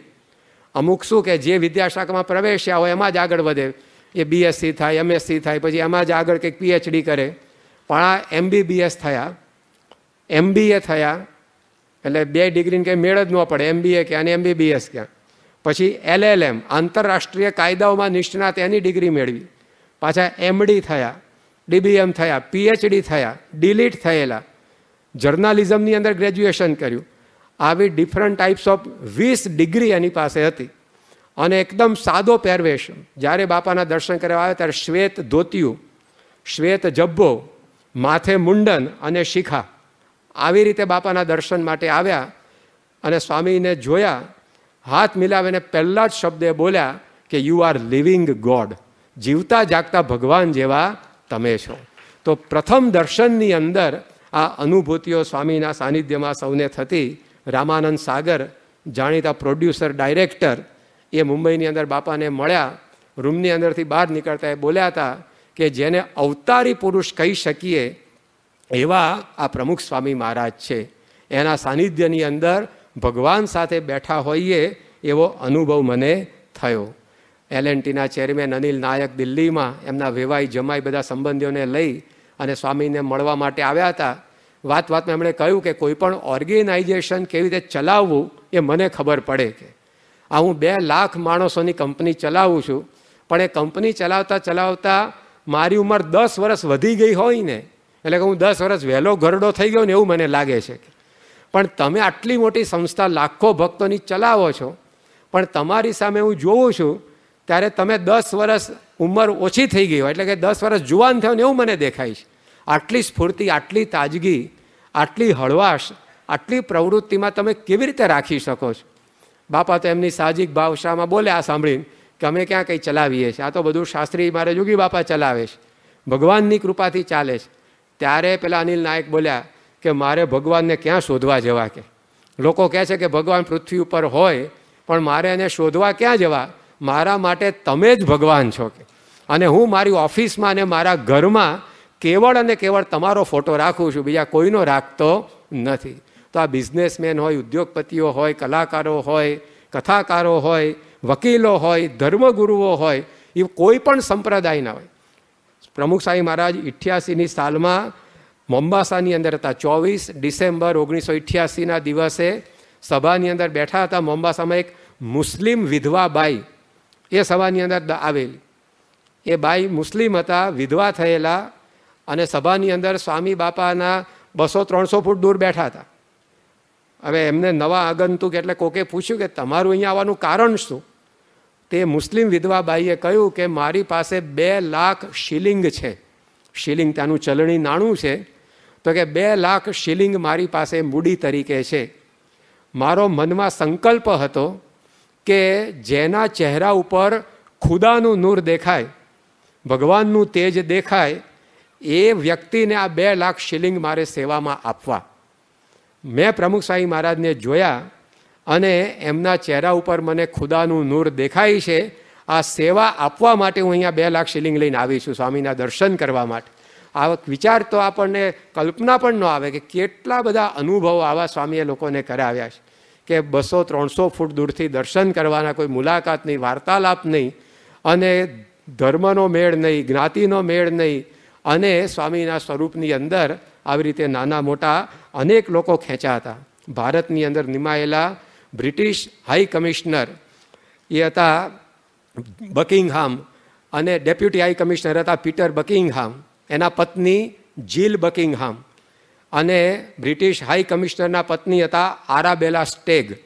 હાઈ કમિશનર હતા રિચાર્ડ સ્ટેગ, એના પત્ની આરાબેલા સ્ટેગ.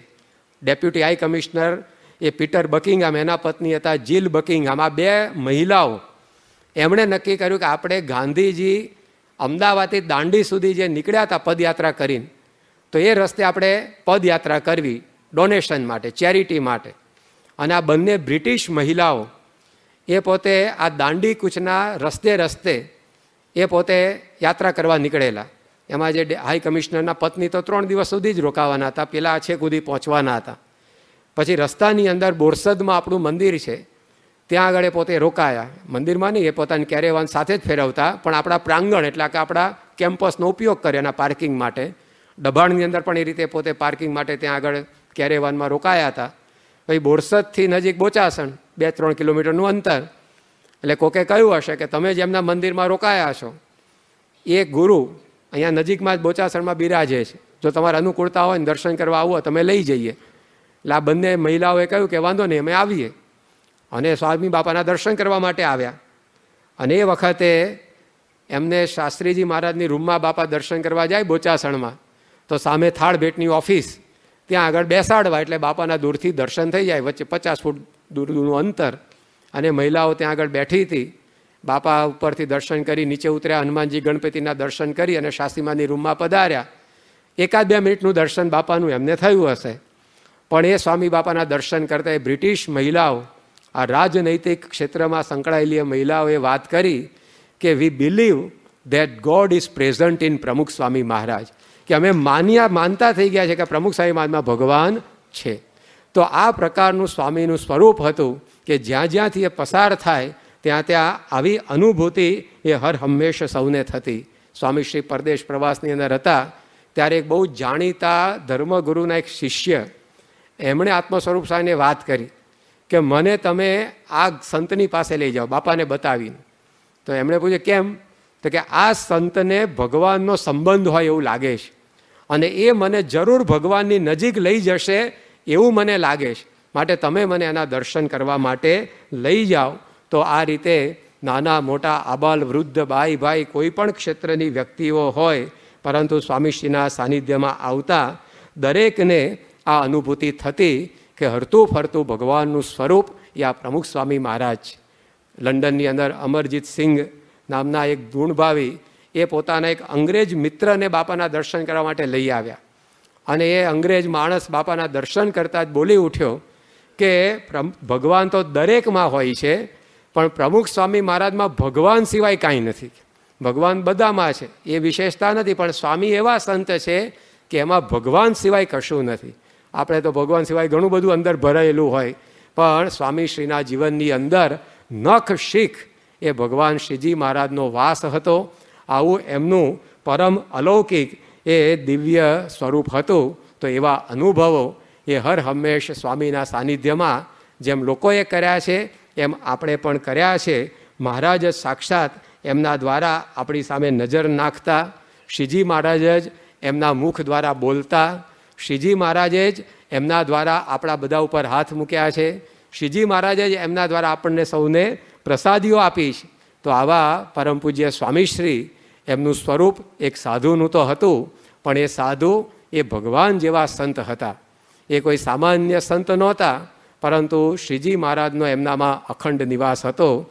એવા પરમ પૂજ્ય સ્વામી બાપા એક્ઝેક્ટ 1 અઠવાડિયા પહેલાં, આજે શુક્રવાર છે અને ગત શુક્રવારે, આજે શનિવાર થયો,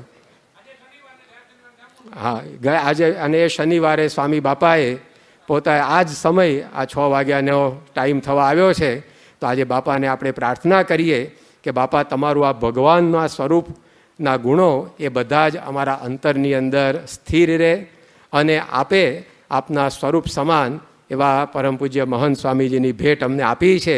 તો એમના દ્વારા અમે પણ આ ભગવાનના સુખનો અનુભવ કરી શકીએ અને એ પ્રકારને સેવા ભક્તિ સત્સંગની હર હંમેશ અમારા દ્વારા થતી રહે એવું બળ બુદ્ધિ શક્તિ એ આપણને સૌને પ્રાપ્ત થાય એ જ પ્રાર્થના. શ્રી સ્વામિનારાયણ ભગવાનની જય.